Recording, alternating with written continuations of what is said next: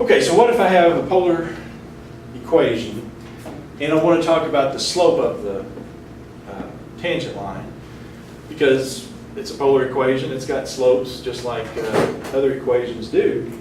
So what can I do? Well, typically our polar curve, like I said, is some function, r is some function of theta. And what I'm looking for, of course, I'm still talking about slope, the same slope we've always known, dy over dx, right?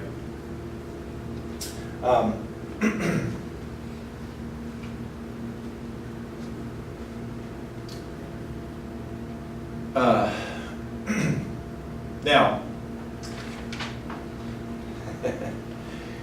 what I can do here is kind of a, it's not really converting it. I guess it sort of is converting this to a parametric form. Because if you think about it,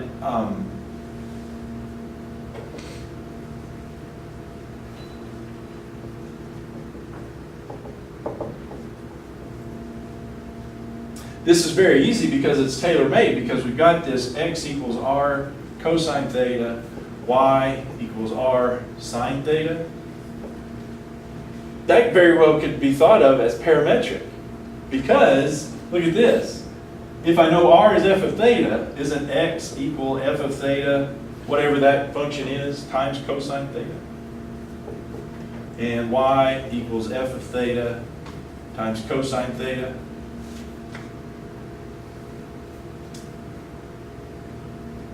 That's, I mean, we probably wouldn't call it parametric, but it is a parametric form of that equation. X is this, y is that. Okay? Well, why do I mention that here? How do we do dy over dx for this? How do we do the slope for this? Slope is dy over dx. But if I have parametric form, what do I do?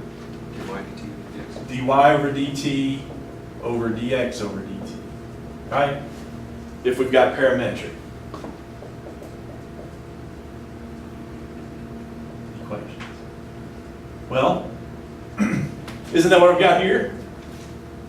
I've got this function, and so if I write it in parametric form, the slope, so the slope of this line, dy over dx, is just going to be the dy d theta over dx over d theta. Now, it's a little bit of a product rule, right? You got your product rule for dy, so dy d theta is, so the f prime of theta times cosine theta plus then f of theta times the derivative of cosine theta, so minus sine theta. And then dx d theta would be f prime of theta times cos, oops, got that wrong, didn't I? That's times sine theta, so there. You're supposed to help me on this. All right, so it's y is f theta times sine of theta. So it'd be f prime times sine, and then f theta times cosine. And then this one would be f prime theta times cosine plus f theta times negative sine. So, I mean, you can memorize this, but this is really where it comes from. I just usually convert it to this and then do it that way instead of trying to remember that. That's monstrosity right there. All right, so let me do one, and I'll be done.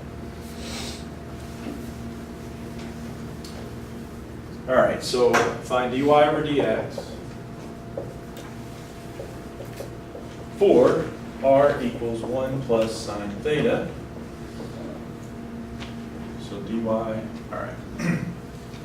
So our first step, let's let's change this to x equals r cosine theta, y equals r sine theta.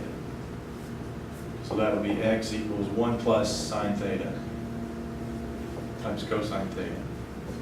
Y equals 1 plus sine theta times sine theta. And technically speaking, we could multiply those out, but it usually works better if you just don't multiply it out and just use product rules. So dy over dx would be the dy d theta over dx d theta, which is, so it'd be the derivative of that, which would be cosine theta times sine theta, plus then the 1 plus sine theta times the derivative of sine theta, which is cosine theta. With me there?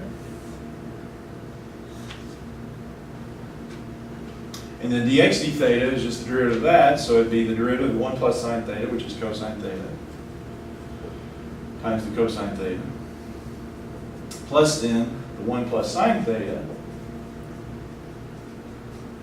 times the derivative of cosine theta, which is negative sine theta. So,